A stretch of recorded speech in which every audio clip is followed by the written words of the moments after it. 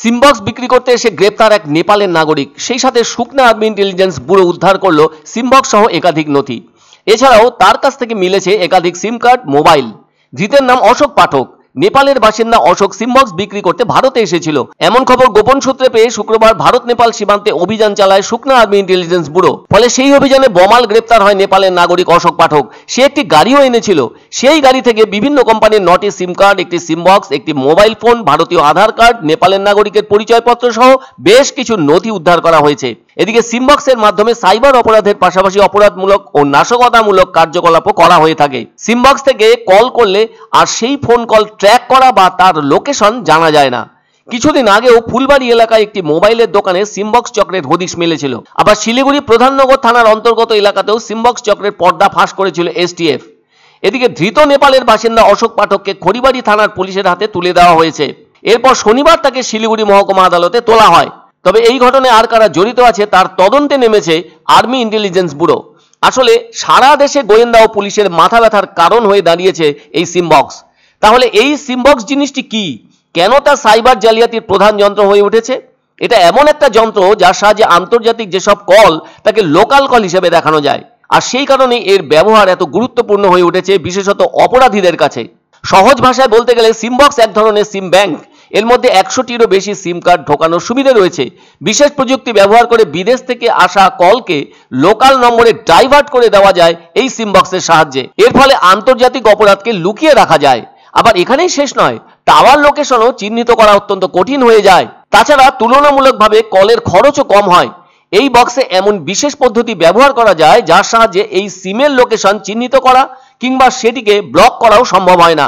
তাই অন্ধকার দুনিয়ার বাসিন্দাদের কাছে এর এত কদর।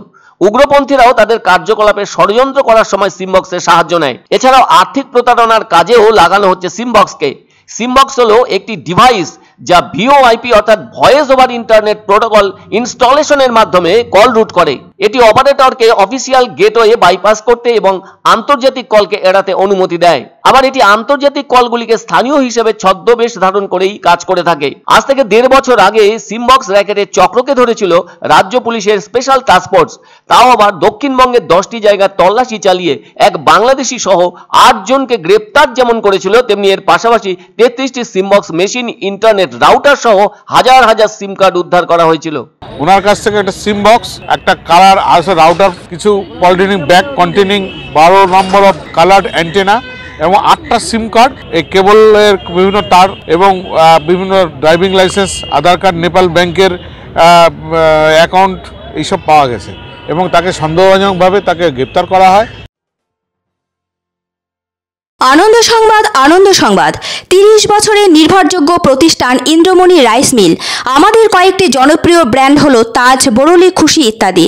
আমাদের factory outlet CG trading company, Dinbazar, axis ব্যাংকের পাশে, জলপাইগুড়ি।